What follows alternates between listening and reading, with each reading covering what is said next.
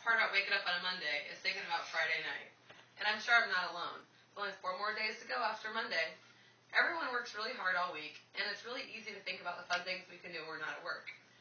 So most of those activities include hanging out with friends or our family, doing recreational activities on the weekends, and sometimes it involves alcohol.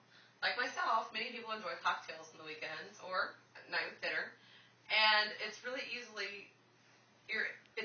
to get distracted and carried away with alcohol if you're not drinking responsibly. You can also end up in a situation where you might be driving while drinking, which is the worst case scenario. Drunk driving is a crime, and driving while intoxicated can easily be prevented when aware of the statistics, the penalties, and the way to avoid the situation. In the state of Florida, there have been many situations, especially in the local community, where people have died. Young people who are just out having a good time, or so they think, and they end up not coming home that night.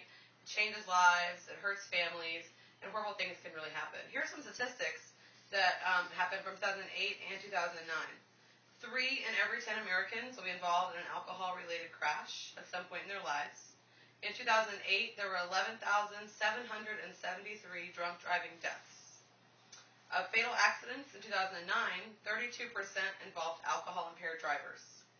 On average, in 2009, one person died every 48 minutes. That's almost an hour. So 1 person an hour, that's pretty sad. And Florida, the legal limit of consumption of alcohol is 0.08. For fatal crashes occurring from midnight to 3 a.m., 66% involve alcohol-impaired driving. That's a large number. And most of the time it's leaving bars or restaurants, places that close at 2 a.m. You have a good time, you hang out, and then you drive home. You maybe you don't have other options, or maybe you think you're good to go, but either way, it doesn't always pan out.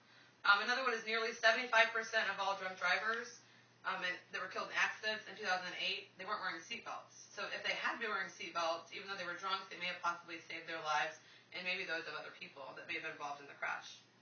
On New Year's Day, 468 people were killed in car accidents while alcohol-impaired driving. 40% was because of alcohol-impaired driving. So of the 468 people. In 2009, 14% of children ages 14 and younger were killed in crashes because of alcohol. That really gets me because they didn't have a choice in that situation. And when you're an adult, you have to be responsible. You're responsible for yourself and all those around you. So when you're going to be drinking, if you choose to be irresponsible, which happens, at least plan ahead. There's a couple of things you could do. There's organizations out there, such as Mothers Against Drunk Driving. It's called MAD. They help people with the situation of alcoholism if they're struggling. They educate young people on how to avoid being in a situation where you're drinking and driving. And just as an adult, it's just smart to plan ahead. If you're going to be in that situation, go ahead and have a cab number or business card in your back pocket, have a number in your phone, or plan to maybe take turns driving. If you have friends in your group that you're going out with, have one person drive tonight and you'll drive next weekend. Everyone take a turn. You can also call AAA sometimes during the holidays. On New Year's Eve, they usually run a special where for free they will pick you up anywhere and also tow your vehicle home so everyone makes it home safely. It's a lot cheaper than a ride in the back of a cop car because that adds up to your DUI. In the state of Florida, if you get a DUI for your first offense, you'll lose your license for 6 months as a minimum, and you'll also have to attend alcohol education treatment classes. And your vehicle will be confiscated for who knows what amount of time. It depends. The judge gets a call on that. And you could also have the opportunity of having a breathalyzer placed in your car. So every time you get in your car to leave to go anywhere, you have to blow the breathalyzer to make sure that you're legally not drunk and that you can drive where you need to go. So that's kind of scary. That's a lot to think about. As a second offense, you could use a license for 3 years or more. And a third offense, you could use it for 7 years or life. That's something to really consider because that's a long time to not have a license, have to depend on someone because you're being irresponsible.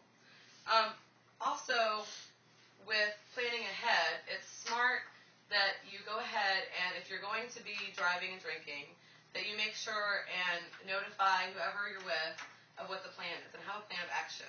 If you're going to be leaving the house, plan you're all going to meet at the same place and you're all going to go to the same place, and tell them where you're going to be so that you can make it home safely and that you can make sure that people know where you are and when you plan to be home, and that way there's no concern of if you're on the side of the road somewhere and if there was an accident or if someone were to make a poor choice, how would that go down. So it's really smart to plan ahead and know the statistics about what can happen if you choose to be irresponsible, and to know the consequences of what could happen if you make those poor choices and end up driving home. I know people do it all the time. It's very easy to have a few drinks on the weekend, have a good time, to think you're good to go, but maybe you're not. So next time you're in that situation, please take time to think about the things that I've said today, and maybe make a choice that might be a little different than what you would have done, or at least plan ahead and make a smart decision. Keep yourself safe and everyone on the road around you. Thank you.